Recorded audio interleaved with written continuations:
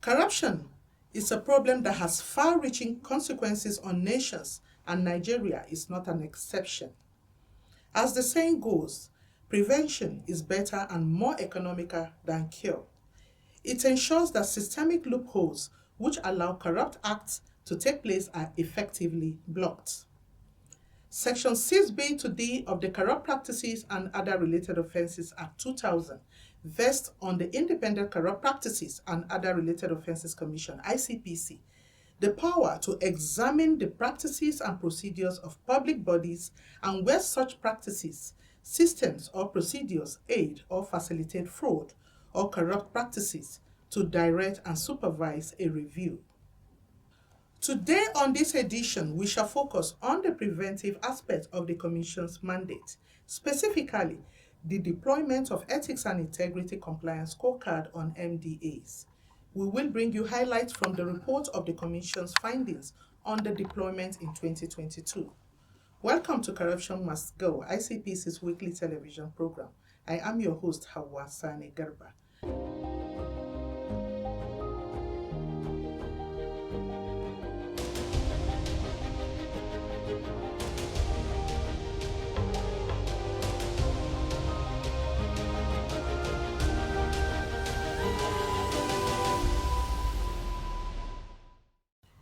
This is Corruption Must Go, a production of the Public Enlightenment Division of ICPC, and our focus for today is the 2022 report of the Ethics and Integrity Compliance Scorecard deployed on MDAs. The pilot assessment was conducted in 2016 on 20 MDAs, and full assessment commenced in 2019 with 280 MDAs. In 2020 and 2021, 350 and 360 MDAs were assessed respectively. In 2022, a total of 360 MDAs were also assessed. The Director, System Study and Review Department of ICPC, Mr. Abia Udofia, gives us a breakdown of the findings. Yes, we deployed 360 MDAs and then 260 responded. And of the 260, 74 MDAs we found do not have actors. And that's very key. It shows this number of agencies are not interested in fighting corruption. Then we also found that the analysis of sub-indicators under administrative system, 142 MDAs scored below average on the ethics and compliance education. That's also worrisome, because ethics and compliance is one tool that drives the fight against corruption. Then 218 MDAs scored below average under the complaint and whistleblowing. Imagine that 218 MDAs do not have enough tools to promote complaints and whistleblowing. Then in 185 MDAs scored below average under the Act 2 support. They do not support Act 2, they do not give them enough resources to do their work. Then about 211 MDAs do not encourage system study and corruption risk assessment in the MDAs.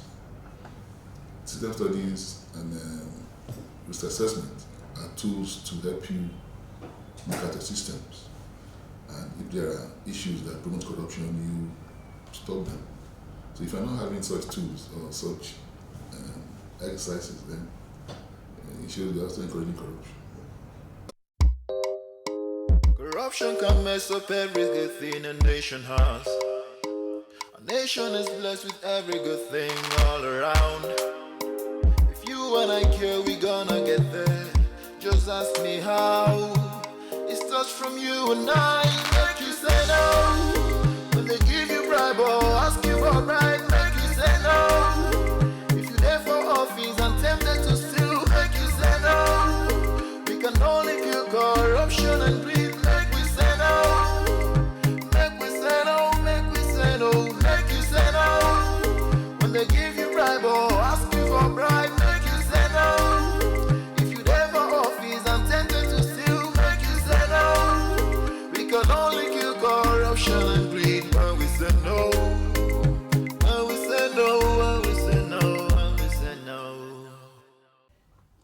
watching corruption must go. The introduction of the scorecard in 2019 has seen a tremendous improvement in the conduct of government business by MDAs, but without its challenges. Mr. Abia Udofia buttresses further.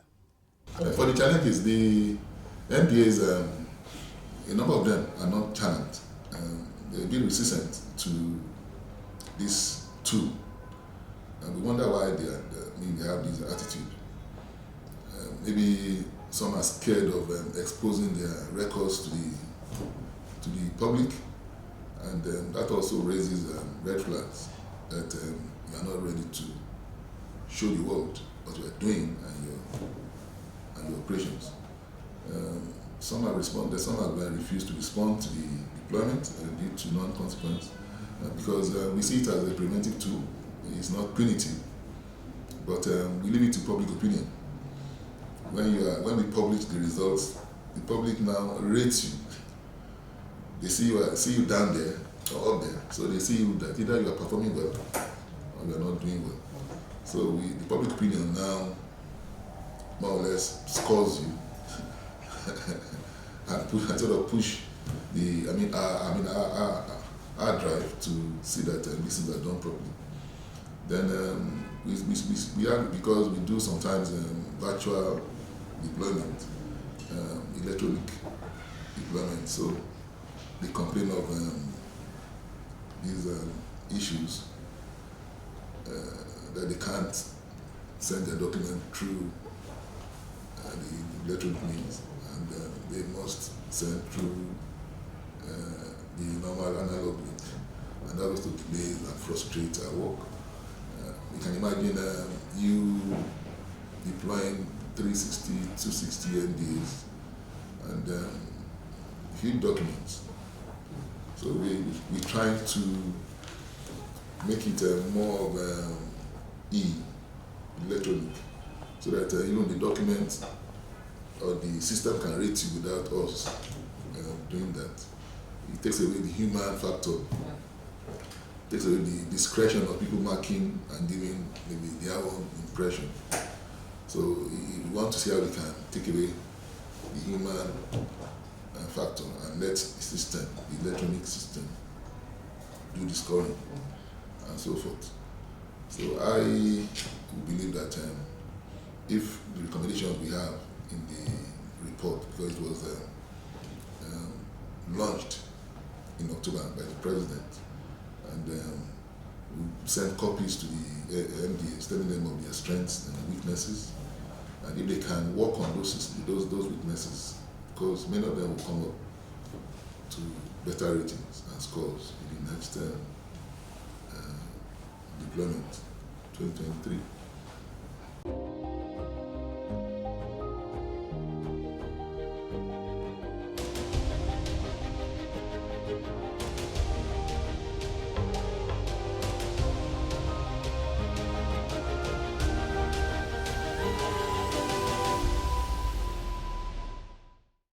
Welcome back. I am sure our viewers would like to know how the scorecard is administered, the limitations, and what MDAs can do to improve their ratings. Aloyenu Adogo of the System Study and Review Department of the Commission explains further. The scorecard is administered based on directive and situations at hand. There's no hard and fast rule. Where there was COVID-19, we did virtual. Other times we do both virtual and physical, but for 2022, we did physical deployment. For limitations, well, over the years, we've had a lot of limitations actually.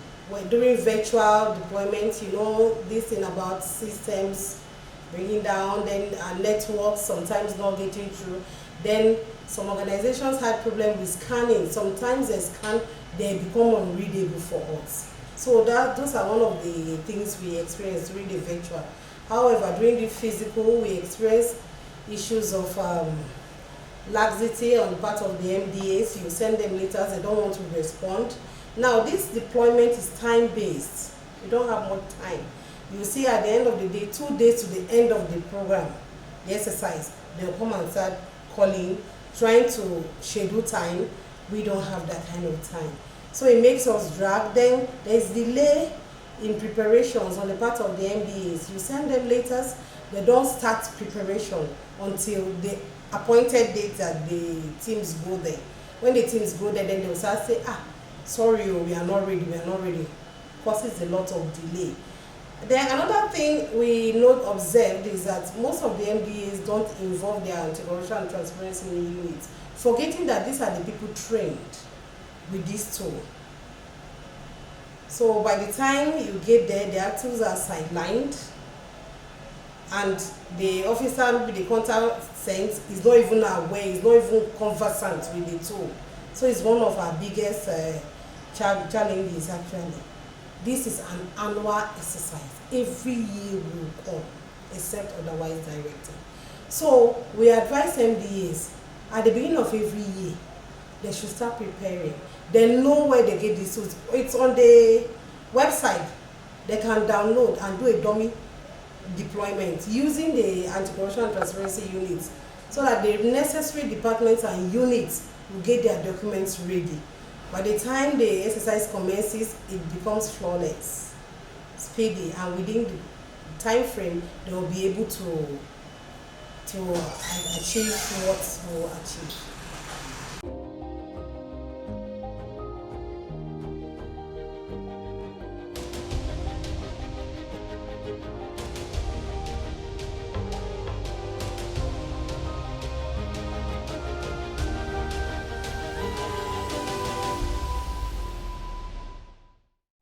Welcome back. We also spoke to some of the MDAs that came top 5 out of the 360 MDAs assessed on the Ethics and Integrity Compliance Scorecard in 2022. Here is what they had to say. This second round, looking back at what the result gave us in the last, we looked at the 3 key areas in the tool, which are the management culture structure, the MCS, the financial management systems, the MCS, as well as the administrative systems. We now bring it down to our areas of strength and weaknesses, and we say, okay, what do we need to do just to prepare ahead? The whole essence is for agencies, I think, to be accountable, ministries and every other public servant, nothing other than that. Yes. So we now brought out a whole lot of report. We sent to the management okayed it to get to the board, and we went to the board and defended what we provided that so long as these things are not here, then it's either we fall down from even where we are, we told them we need to work on all these things that were not there in the last deployment, and we were given a go-ahead, and we hit the ground running. Thankfully, before the end of our tenure, we rounded up all that, and we had a break of about 6 months before we were reappointed. Just when we were reappointed, this deployment was our first task, and the whole documents were just readily available for us to present. So I think that was what made it a lot easier for us. I believe things will only get better. We will maintain the documents that have been provided to continue to impress and advise the management on the need to maintain the path of accountability. That's all. Yes, it's for all to be accountable to their actions and their decisions. Yes, all these things are provided for. It's just that at times we find a way of cutting corners and all that. So we continue to conscientize ourselves, conscientize the colleagues, the management, and also our zonal colleagues in the zones. Yes, so our advocacy has been now the way forward for us, because these documents need to get down to the lowest staff of the agency to know what ACTU is doing and what the ICPC has been talking about through ACTUs and the trainings that we have been attending in the ICPC Academy. So it has been helping us a lot to strengthen and sharpen our understanding of where we need to be and where we should be. In the 2021 deployment exercise, we were ranked substantially compliant, but we are not ranked among the first 10. So as an ACTU, we looked at areas of weakness and worked on the recommendation made by ICPC. especially one, we need to domesticate the code of ethics, which was not existing in the ministry. We domesticate the code of ethics, and that is why we saw our score rising up in 2022. Secondly, we also conduct system study review, which is very key. Thirdly, we embark on sensitization of members of staffs on the risks of corruption, both in the headquarters and the state offices. Fourthly, we improved the procurement process and procedures of the ministry. Fifthly, most of the directors of the department of the ministry weren't aware of the ethics and integrity scorecard. We embark on sensitization and continue sensitization. Why, when the score came out in 2021, we went around sensitizing the directors. What they expect to bring up, because some certain documents they need to tender. Yes, we will say it as Act 2. The ministry does this, but we need ICP need evidence.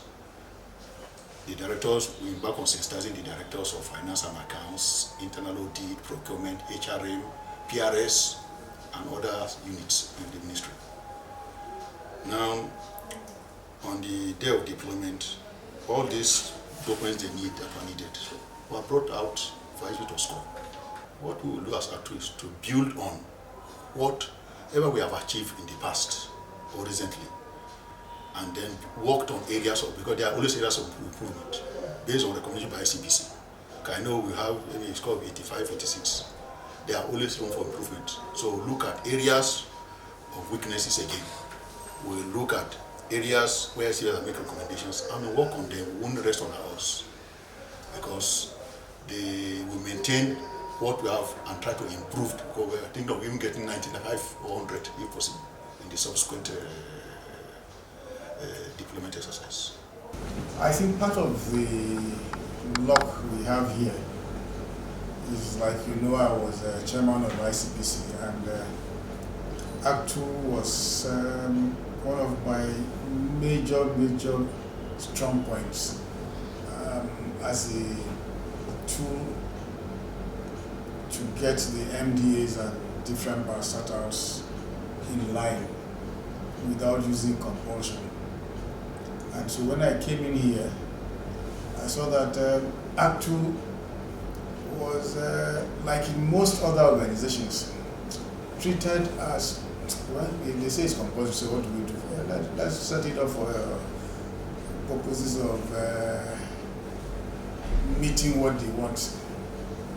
So I had a long meeting and several meetings with the members, particularly the head, and got them to understand what their powers, and that these powers were not cohesive. They were meant to assist your organization and assist yourself to run the system in such a way that everybody would know that you are in charge of compliance, and you can't be in charge of compliance if you do not have the integrity and the ethical values to help others. And so first we had to get them to understand their perfect, and the moment they did that, they came up with all kinds of requests which before now had not been addressed. So I told them, as far as I was here, whatever request they wanted, I would give it to them, so long as it was in a reasonable process. I'm happy the ICPC came for the inauguration of the current Act 2, inaugurated the president, the chairman of Act 2 here, and I'm very happy that he stepped into very large shoes. So his own personal performance will be challenged in this matter. There is no reason why he cannot surpass what the previous groups did. My office is always open for him and his team to come in here and discuss their problems. The Anti-Corruption and Transparency Monitoring Unit of the State House came on board on 21st of August 2001. The current Act And immediately we came in, we look at the mandate as outlined in the standard operating order issued by the ICPC. And then after going through that manual, we now evaluated the work process within the State House, and we identified certain gaps, and then we developed an action plan, at least from August to the end of the year, to see how best we can improve on the compliance to anti-corruption protocols by the State House. So we came up with this plan, and then we identified that certain areas that would require the State House to amplify its campaign with regards to awareness among staffs, to adherence to ethical standards and behavioral values that are enshrined in the Code of Ethics and other public service regulations. So we came up with the Code of Ethics for the State House. Thereafter, we also came up with a gift policy enshrined in the Code of Ethics. And also we developed a whistleblower policy in line with what is already in place, in line with pronouncement of government with regards to whistleblower policy. So we gave contacts and then protective measures if for any reason there is cause for you to air your views in line with that policy. So, and management has been so kind to us. Since we came on board, the permanent secretary has been on us to see that we do our best. And that support has been replicated in the results that you saw now. It underscores how commitment both the management of State House and ACTU and the entire staff on the need for them to adhere to anti-corruption protocols to promote transparency and accountability in the workplace and procedures. Yeah, our aim is to improve on it. Actually, our target is to be among the first three. This is the State House, and in the State House, this is where the fight for corruption should be anchored beyond any other MDA, because the president is the seat of power. So our aim is to be among the first three. And after the last exercise, what we did was to develop an ethics and integrity compliance program. And it's anchored towards building capacity of staffs and also some measures to evaluate and constantly monitor anti-corruption protocols and adherence to such protocols. And also we developed a system whereby we have a small contact group that goes to the departments to hold focus group discussions with regards to adherence to the ethical values and behavioral code of conduct for staffs. So, and also we have been looking at ways and measures of de-risking some of our operations, particularly where we have high interface with our customers. Yes, and I think once we have this in place, we hope that our rating will not only maintain but also improve.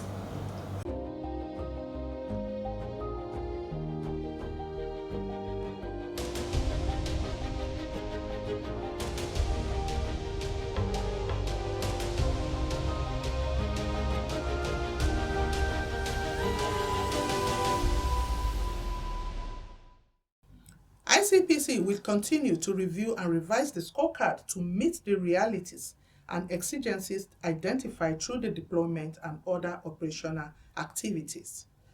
This is to ensure that public officers in MDAs maintain integrity in all their dealings, as this will pave way for not only a dedicated, efficient, and ethical civil service, but also one that emphasizes transparency and accountability. That's our package for this week. Join ICPC in the fight against corruption by reporting all acts to 0800 call ICPC. Visit us on our handles at ICPC Nigeria. Stay tuned for another insightful edition next week, Wednesday, 3:30 p.m. Bye for now.